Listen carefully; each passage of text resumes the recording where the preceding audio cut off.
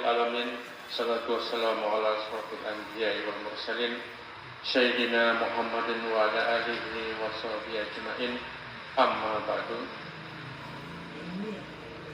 Yang kami hormati Ketua Pengurus Masjid beserta jajarannya yang tidak saya bisa sebutkan satu persatu, tokoh agama, tokoh masyarakat yang sempat hadir di acara sosialisasi penanganan hewan kurban dalam situasi penyakit mulut dan kuku pada ternak, terutama ternak sapi. Terima kasih kami ucapkan kepada bapak-bapak, ibu-ibu yang mengundang kami di sini, dan kami sangat bersyukur karena merupakan kewajiban kami untuk memberikan edukasi. Kami hadir, pemerintah hadir untuk bagaimana menenangkan masyarakat, karena sesungguhnya efek psikologis yang ditimbulkan oleh penyakit ini sangat besar. Jadi kalau kita berbicara tentang PMK niki, jadi penyakit niki disebabkan oleh virus, Pak, bapak-bapak, ibu-ibu. Jadi virus ini tidak ada obatnya, sama dia kayak COVID-19, itu tidak ada obatnya. Jadi kalau ternaknya sakit, upaya kita adalah mengurangi gejalanya saja. Karena akibat virus PMK ini, ternaknya jadi demam, kakinya jadi sakit, mulutnya jadi sakit karena radang, tidak bisa buka, tidak bisa makan. Maka yang harus kita lakukan adalah kita memberikan anti demam, mengurangi tingkat peradangan, kemudian mengobati kalau ada luka di seputaran mulut dan kaki, dan memberikan multivitamin untuk mensupport stamina tubuh ternak tersebut. Dengan kita memberikan dan obat-obatan tersebut, diharapkan nanti gejalanya berkurang dari yang sakit menjadi tidak sakit. Jadi dia mau makan, kalau makannya bagus, maka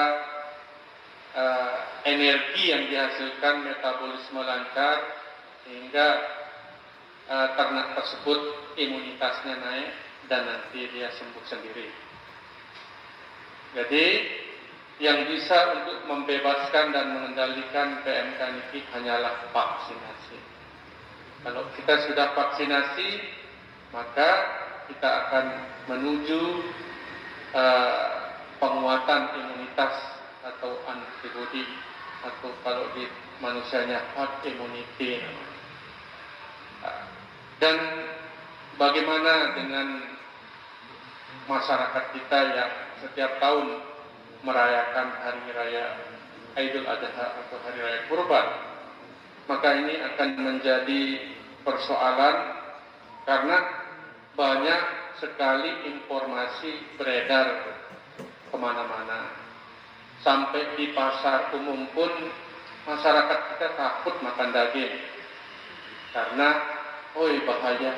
Ada yang bilang kalau pedagang ayam memang bahaya karena nanti masyarakatnya beli daging ayam, jadi yang untung nanti pedagang ayam, jadi pedagang sapinya rugi karena tidak ada yang beli. Jadi PMK ini yang diserang adalah ekonomi masyarakat kita, peternak kita. Bisa kita bayangkan sapi yang harganya 20 juta, kalau sakit itu cuma 10 juta. Kalau dia punya sapi 10 ekor, 100 juta dia rugi. Kalau sapinya 100 ribu ekor sapi itu, sudah hampir triliunan uang masyarakat itu hilang gara-gara penyakit PMK. Jadi yang diserang itu bukan kesehatan manusia, tapi yang diserang adalah ekonomi masyarakat itu. Jadi perlu diingat, jangan dicampur-campur bahwa PMK itu menular ke manusia nanti bahaya. Jadi sampai saat ini Organisasi Kesehatan Hewan Dunia bahwa PMK itu tidak menular ke manusia atau yang kita kenal tidak zoonosis, baik itu menular dari ternak hidup ke manusia ataupun melalui konsumsi daging, itu tidak. Jadi masih aman, tapi dengan cara dagingnya itu direbus, Bu, bapak, ibu-ibu ya. Jangan kayak orang Jepang, daging mentah. Nah, orang Jepang biasa sushi ya. Nah, kalau daging misalnya ada virusnya, kalau kita rebus dia sampai 30 menit atau selama 30 menit ya sampai mendidih, itu virusnya mati. Makanya nanti bagaimana cara kita melakukan pemotongan hewan kurban di saat pandemi PMK karena kalau kita bicara wabah ini, yang provinsi yang dinyatakan wabah oleh kementerian atau oleh pemerintah pusat itu hanyalah Aceh sama Jawa Timur. Kalau kita masih namanya tertular atau terduga. Nah, bagaimana kita mensiasati di saat penyakit mulut dan kuku ini ada di kabupaten kita di Lombok Timur terkait dengan kurban. Makanya tadi yang sudah sampaikan bahwa tidak ada hubungan penyakit ini dengan kesehatan manusia. Jadi silakan kita berkurban dan kita aman mengkonsumsi daging. Cuma masalahnya kalau kita sembarangan membuang limbah, ini kan nanti kalau kita motong sapi nanti mulai dari darah, kotoran, air liurnya bercampur jadi satu. Kalau dia masuk ke selokan, kemudian masuk ke kali, misalnya kali besar di sini sampai dia Labuan Haji misalnya, diminum sama sapi, ya kena sapinya. Kalau sapinya sehat, tidak pernah terkena.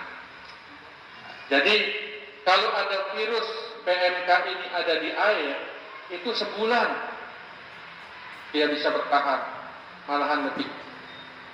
Di rumput dia bisa bertahan di atas sebulan.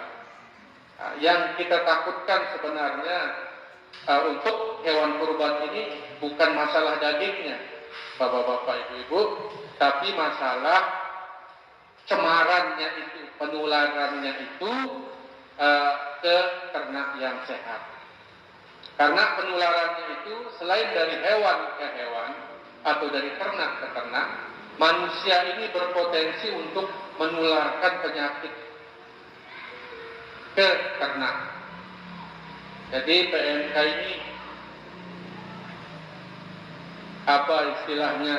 Dia itu virusnya itu bisa di udara, airborne disease namanya.